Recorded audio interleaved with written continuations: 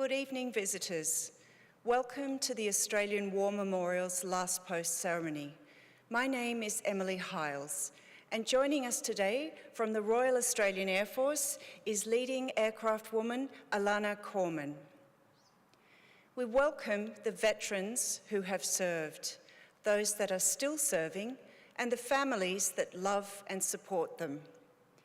The live stream of this ceremony is made possible by the Returned and Services League of Australia and the RSL and Services Clubs Association. We welcome members who are watching the broadcast of this ceremony across Australia. During this evening's ceremony, wreaths will be laid at the base of the Pool of Reflection by visitors to the memorial and students on behalf of Haileybury Rendell School from Berrima, Northern Territory, and Narrogin Senior High School from Narrogin, Western Australia. If you're able, please stand and join in singing the National Anthem.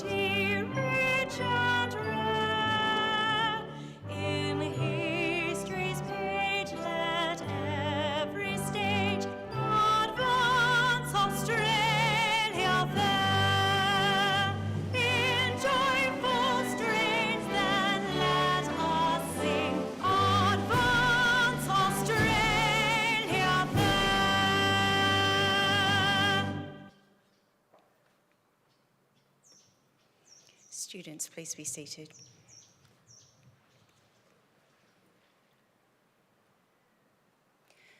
The Australian War Memorial was the vision of Charles Bean, Australia's First World War official historian. Bean landed with the Australian troops on Gallipoli and stayed with them at the front through to the end of the war. The idea of this national memorial and museum came to him at Pozières, France, in the depths of the bloody fighting of 1916. Bean's idea was that this would be a place where family and friends could mourn loved ones buried in faraway places. It would also be a place that could help all Australians understand what these men and women had endured and what they had done for us. Bean's vision, to which we remain true, is best expressed as inscribed in the entrance to the memorial's galleries. Here is their spirit, in the heart of the land they loved, and here we guard the record which they themselves made. Tonight, we will read the story behind just one of those on the Roll of Honour, which lists the names of more than 103,000 men and women who have given their lives for us in war and on operations for more than a century.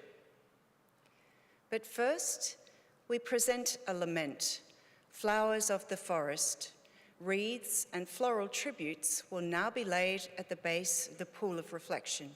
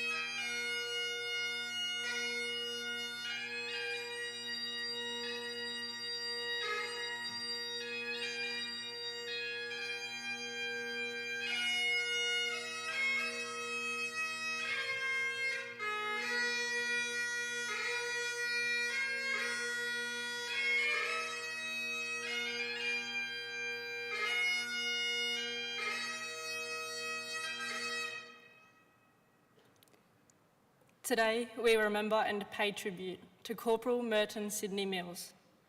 Mertoun Mills was born on the 30th of January 1895 in Penrith, now part of Greater Western Sydney.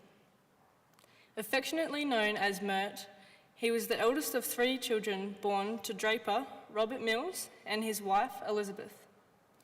Mert attended Penrith Superior Public School, where he was a keen member of the cadets. He went on to study shorthand and typing at Stoughton Hawes while marching part-time in the local militia unit. At the outbreak of the First World War in 1914, Mert was working as a draper's assistant in his father's store in High Street, Penrith. Mertoun Mills enlisted in the Australian Imperial Force on the 14th of February 1916. He was assigned to the 36th Battalion and commenced a short period of training in Australia. He was promoted to corporal in April and embarked for active service a month later, sailing from Sydney on board the troop ship Beltana. Corporal Mills arrived in England in early July and continued training. He travelled to the Western Front in France in November 1916, arriving at the front lines just in time for the bitterly cold winter of 1916 and 1917. The beginning of the new year was marked by sickness for Corporal Mills, who was hospitalised with mumps and boils. After rejoining his unit, the Germans began their strategic withdrawal from the Somme Valley to the fortified Hindenburg Line. The retreat was eagerly followed by Allied units, which seized the opportunity to push the enemy back. In advancing on the Germans, these units were confronted by well-prepared, rear-guarded defences and booby-trapped towns, resulting in a series of bloody clashes. In April, after huge losses at the Battle of Bullecourt, Corporal Mills was transferred to the Divisional Ammunition Column. Assigned to a medium trench mortar battery, his unit remained attached to the 3rd Australian Division. By mid-1917, the focus of Australian and British operations had switched to the Ypres salient in Belgium. In June, Mills took part in his first major battle of the war when the Allies attacked German positions in the Messines Ridge. The battle began in the early hours of the morning on the 7th of June 1917, when 19 mines laid beneath the German lines were detonated. The explosion destroyed the enemy's front line, creating hundreds of massive craters and allowing the Allies to advance on their objectives almost unopposed. The high ground along the Messines Ridge was successfully taken that morning in a rapid victory. Following success at Messines, continued fighting took place to consolidate the territory gained during the attack. Mills and his comrades were billeted behind the lines and came to know some of the townspeople who remained in homes nearby. Mills had taken a break to eat on the 12th of June 1917 when the enemy began shelling Allied positions. One of the shells hit a nearby farmhouse where an elderly woman and a number of children were living. Mills was going to assist them when he was hit by a shell and killed outright. When the bombardment subsided, his comrades buried him nearby, at Nieppe Communal Cemetery, where his remains lie today. His comrades later commented that Mills died a hero, while a letter published in the Nepean Times noted, "Of all the Penrith boys who have fallen in France, none have died a nobler death than Mert Mills. My information comes from my own 2 boys at the front, who were not far from Mert when he sacrificed his life. My sons refer to him as one of the gamest and bravest of men. To show their love for so gallant a companion in war, they marked the spot of his last resting place in sacred and loving memory of their true friend and comrade, where, in days of peace, it may be found and a monument to one of the Empire's truest sons." Mertoun Mills was 22 years old. His name is listed on the Roll of Honour on my right amongst 62,000 Australians who died while serving in the First World War.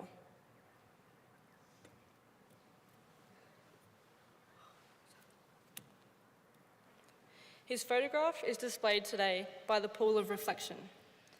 This is but one of the many stories of service and sacrifice told here at the Australian War Memorial. We now remember Corporal Mertoun Sydney Mills, who gave his life for us, for our freedoms, and in the hope of a better world.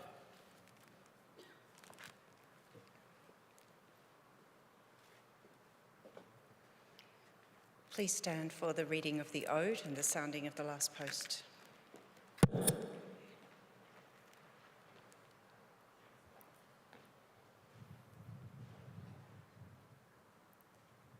They shall grow not old, as we that are left grow old. Age shall not weary them, nor the years condemn. At the going down of the sun, and in the morning, we will remember them. We will remember them.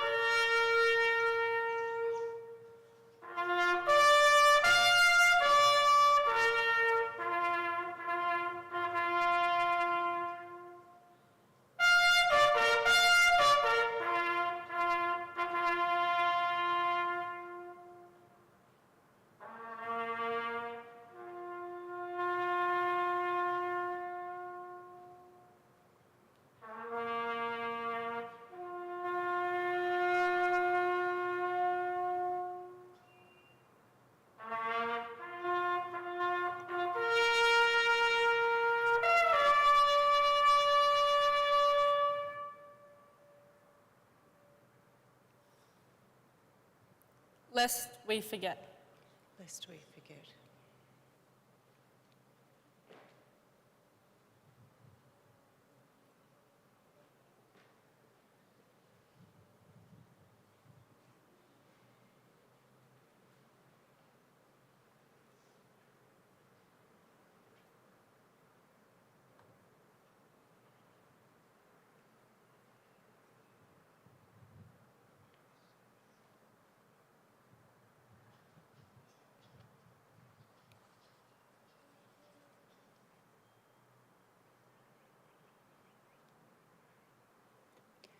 We leave you this evening with the words of the memorial's founder, Charles Bean.